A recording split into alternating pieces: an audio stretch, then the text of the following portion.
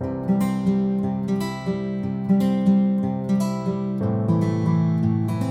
Saturday, 7th of September, I attended the African Startups and SMEs in Export and Trade Summit under the theme Mobilizing for Africa's Prosperity through the AfCFTA. And we had several SMEs coming there. Some of them exhibited their businesses, which we shall bring you all the highlights in the coming days. But for now, we spoke to the team lead of the Assets event, and here he spoke about how startups can be able to tap into the AfCFTA to enjoy the Continental Free Trade Area agreement.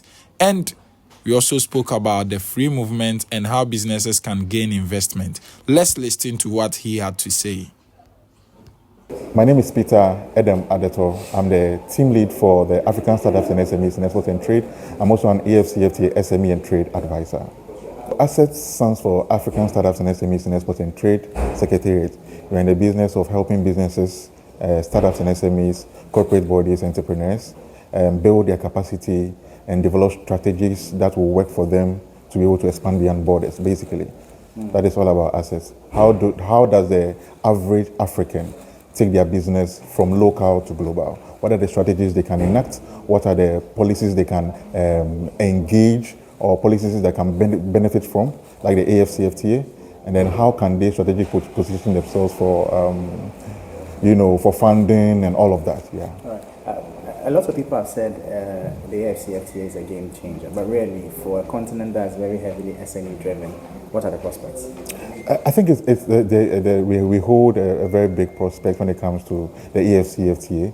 As a continent, most of our people do not have the information that they need in order to engage, or trade under the AfCFTA, and that is one thing that is very key, because information is always key.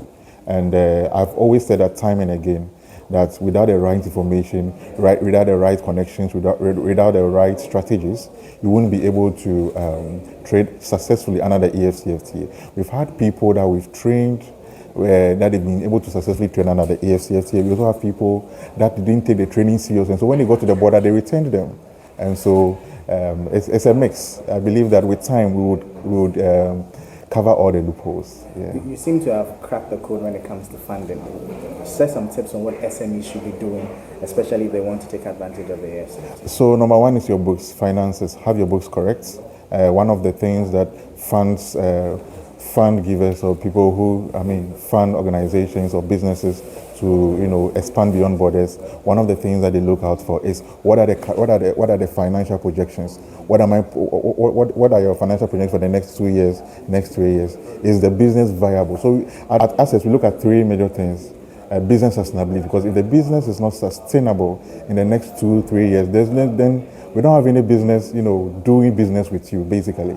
So we look at how sustainable is the business. What are the strategies your business has put in place, especially when it comes to sustainability, when it comes to succession planning, when it comes to financial management, when it comes to accounting. All these things come together as a part of a puzzle and to make you sustainable as a business. And number two, we look at investor readiness. How ready is your business for the investment community? Because the investment community is looking at how can we grow these businesses? How can we put money into these businesses? And so the thing that they are going to look at is look at your books, how viable you are, and then how well you've positioned yourself to expand beyond the borders. Yeah. One major challenge with SMEs really, especially on the continent, is the issue of capacity. Yeah. What role do you think policy and governments can play in ensuring scalability? Because demand is there, but unfortunately supply is where the problem is. So policy plays a key role. Governments can play a very key role when it comes to expanding the reach for businesses, especially under the AfCFTA. One of the key things they can do is capacity training. Assets is doing, but we can also be supported. The government can do it all alone. That is what we believe. And so, look at the number of businesses across the continent, across the country. And so, step by step, we are marking or crossing, dotting our I's and crossing our T's. And believe that when funding is also provided, and it will be accounted for definitely, and people will be, their capacity will be built. We'll see more success because I've also mentioned that Africa's intra-regional trade stands at 14%. And one of the key things that is needed is that for businesses to be able to know that, okay, there's a market out there. I don't need to only trade in Ghana.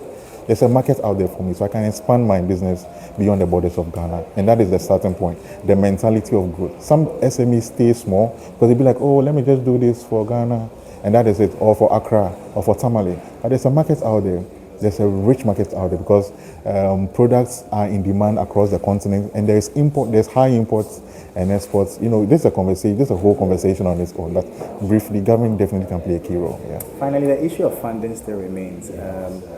Right here in Ghana, we are looking at credit rates at over 30%, depending on where you're getting your source of funding from. But we've seen some countries within the sub-region implement policies that introduce flexible or more favorable. Yeah. What can Ghana learn from some of these countries, and how should we begin to see credit for SMEs?